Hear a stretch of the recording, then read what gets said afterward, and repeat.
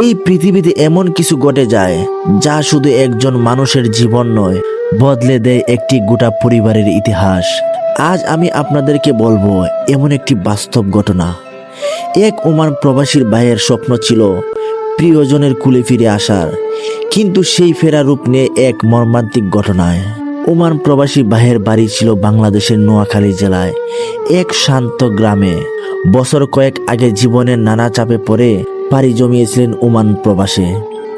সবার মতোই তার স্বপ্ন ছিল পরিবারকে একটু ভালো রাখা, ছোট ভাই বোনের মুখে হাসি রাখা, মায়ের চোখে হাসি আনা। প্রতিদিন কষ্ট করতেন, গরমে রিজোহ রাখতেন, 10-12 ঘন্টা কাজ করতেন যাতে দেশে টাকা পাঠিয়ে মা বাবার মুখে হাসি ফোটাতে পারেন। বছরের পর বছর ছুটি নেননি, নিজের অভাবের সাথে লড়াই করেছেন, কিন্তু কখনো পরিবারের অভাব হতে দেননি। এইবার ছুটিতে যখন দেশে আসার সিদ্ধান্ত নেন, ফোনে মাকে বলেছিলেন, মা এইবার তো হাতের রান্না খাবো। আর বাবাকে বলেছিলেন ঈদের নামাজটা একসাথে পড়ব। পরিবার তখনই খুশি হয়ে যাওয়ার জন্য রেডি হয়। মা রান্নার তালিকা তৈরি করেছিলেন, ছোট ভাইয়েরা সাথে ঘুরতে যাওয়ার প্ল্যান বানাচ্ছে। বড় বোন বলছে, তোর জন্য শাড়ি নিব, এবার হাত খরচ দিতে ভুল করিস না। সেদিন এই ওমান প্রবাসী ভাই দেশে ফিরছিলেন। তার পরিবার সদস্যজন সবাই গিয়েছিলেন তাকে রিসিভ করার জন্য এয়ারপোর্টে। মা বাবা, ছোট ভাই বোন, এক খালাতো ভাই আর 2জন আত্মীয় স্বজন। বিমানবন্দর থেকে ফেরার পথে তারা ছিল একসঙ্গে।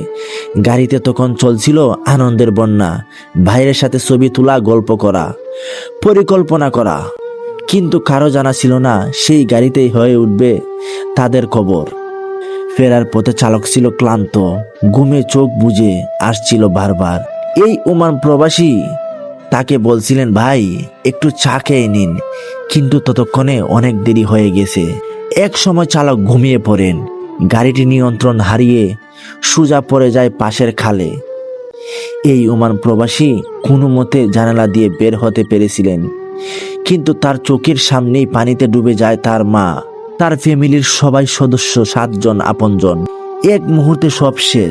তার একটি ছোট মেয়ে ছিল, খুবই আদরের মেয়ে। সে ছোট অবস্থায় দেখেছিল, তাকে আর কখনো দেখা হয় নাই। তার চোখের সামনে সেই মেয়েটিও বাবা বাবা বলে সে পানিতে ডুবে মারা গেল। এই সব দেখে সে কান্না করা ছাড়া আর কিছু করতে পারছিল না। গ্রামে যখন 7টি মরদেহ একসঙ্গে আসে, তখন পুরা নোয়াখালী স্তব্ধ হয়ে যায়। একসঙ্গে 7টি জানাজা। এমন দৃশ্য কোনো পরিবারে, কোনো সমাজে, কোনো গ্রামে আগে দেখিনি। এই ওমান প্রবাসী ভাই তখন শুধু কাঁদছিলেন না, চিৎকার করে বলছিলেন, আমি ফিরেছিলাম বুকে জড়িয়ে ধরতে, আর আজ আমার বুকটা খালি হয়ে গেল।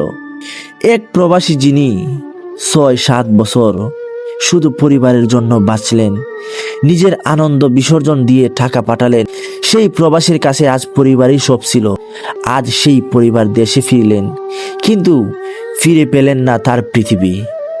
গ্রামের একজন বলছিলেন, ভাই মুখে এখন কথা নেই, শুধু চোখে পানি। সে যেন হেঁটে চলা একটা শূন্যতা। এই ঘটনা আমাদের জন্য করুণ শিক্ষা। ড্রাইভারের সচেতন থাকা দরকার। ক্লান্ত অবস্থায় কখনো গাড়ি চালানো উচিত নয়।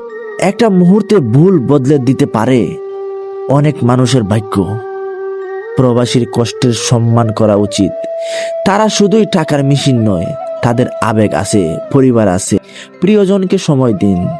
যাকে আপনি ভাবছেন সব সময় আছে, সে হয়তো আর কখনো থাকবে না। শেষ কথা, এই প্রবাস ভাই এখনো বেঁচে আছেন, কিন্তু তার চোখের সেই জীবন নেই। পরিবারের ছায়ায়, মায়ের ডাকা, বাবার হাতের স্পর্শ, সব কিছু যেন হারিয়ে গেছে সড়ক দুর্ঘটনায়। প্রিয় ভাইয়েরা, এমন ঘটনা যেন আর কারো জীবনে না ঘটে। আমরা দোয়া করি আল্লাহ যেন এই প্রবাসী ভাইয়ের পরিবারের সকলকে, শহীদ সদস্যকে জান্নাত দান করেন। এই প্রবাস ভাই এবং তার মতো সবাই এই সুখ সবাই তৌফিক দান করুন।